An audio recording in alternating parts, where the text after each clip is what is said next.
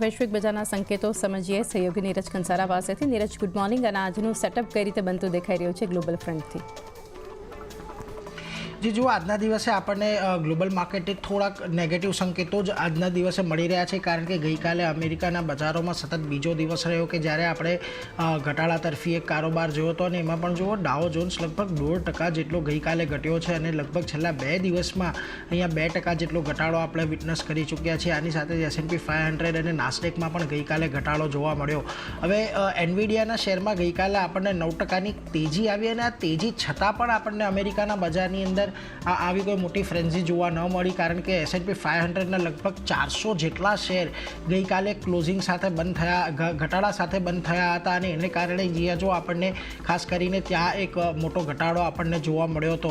બીજી તરફ ડાઉની અંદર આટલો મોટો ઘટાડો આવવાનું કારણ ખાસ કરીને બોઈંગનું હતું, કારણ કે બોઈંગના શેરની અંદર લગભગ 7-7.5%નો એક ઘટાડો આવ્યો હતો।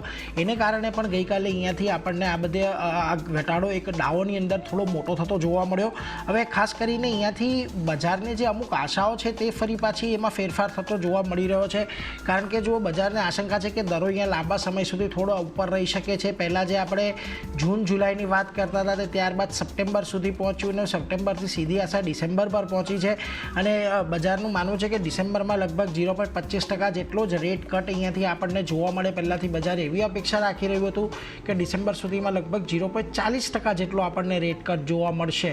એટલે જે પ્રકારના મોંઘવારીના આંકડાઓ આવ્યા છે, અને ખાસ કરીને ગઈકાલે જે ફેડની મિનિટ્સની અંદર એક એ વાત બહાર આવી છે કે ઘણા બધા સભ્યો અહીંયાથી મોંઘવારીનું જે સ્તર છે એની સામે અત્યારે વ્યાજદર ઘટાડવાના પક્ષમાં નથી, એને લઈને અહીંયાથી વધારે ચિંતા આપણને થતી જોવા મળે છે। અને જો અહીંયા વ્યાજદર કાપ આપણને થોડોક લંબાતો જોવા મળે છે તો એની પછી નેગેટિવ ઇમ્પેક્ટ આપણને બજાર પર આવતા કદાચ આવનારા સમયમાં વધારે જોવા મળી શકે, એટલે એના પર એક ધ્યાન રાખજો। આ બધા ફેક્ટર્સ આપણને ગઈકાલે અમેરિકાના બજારની અંદર કામ કરતા દેખાયા। ઘણા બધા આર્થિક આંકડાઓ પણ ગઈકાલે આવ્યા છે, એના પર પણ એક નજર રાખવાની રહેશે, પરંતુ આજના દિવસમાં અહીંયાથી કન્ઝ્યુમર સેન્ટિમેન્ટના એક આંકડા આવવાના છે, એટલે એના પર પણ એક બજાર નજર રાખીને બેઠું છે।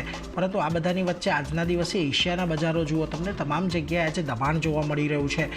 નિક્કેઈ, શાંઘાઈ, હેંગસેંગ, ત્યાં આપણને ખાસ કરીને દબાણ જોવા મળી રહ્યું છે, અને એમાં પણ જાપાનની અંદર તો ઇન્ફ્લેશન ઘટ્યું છે, છતાં પણ આપણને અહીંયા એક ઘટાડા તરફી જ કારોબાર ખાસ કરીને જોવા મળી રહ્યો છે।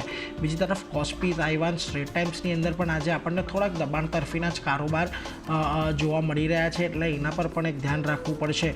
પરંતુ બીજી તરફ આપણે ગિફ્ટ નિફ્ટીની વાત કરી લઈએ તો જુઓ, ગઈકાલે આપણને 23,002ની ઉપર એક્ઝેક્ટલી ક્લોઝિંગ નિફ્ટી ફ્યુચર્સનું મળ્યું હતું, ત્યાંથી અત્યારે 22,977ના સંકેતો જે છે એ ગિફ્ટ નિફ્ટી આપી રહ્યું છે, એટલે થોડાક ઘટાડા તરફીના આજના સંકેતો છે। પરંતુ આજે હવે ખાસ કરીને જોવાનું એ રહેશે કે ગઈકાલે આટલી મોટી જે રેલી આવી છે એનું પુલબેક આજના દિવસમાં આપણને કેટલું આવતું જોવા મળે છે। એટલે આજનો દિવસ આમ તો અમેરિકાના બજારો અને ખાસ કરીને વૈશ્વિક બજારોના સંકેતો તો નબળા છે, પરંતુ ભારતીય બજાર અહીંયાથી પોતાના ટેકનિકલ્સ પર કેવું બિહેવ કરે છે એના પર આજે આપણી ખાસ નજર રહેશે ચારની। જી, તો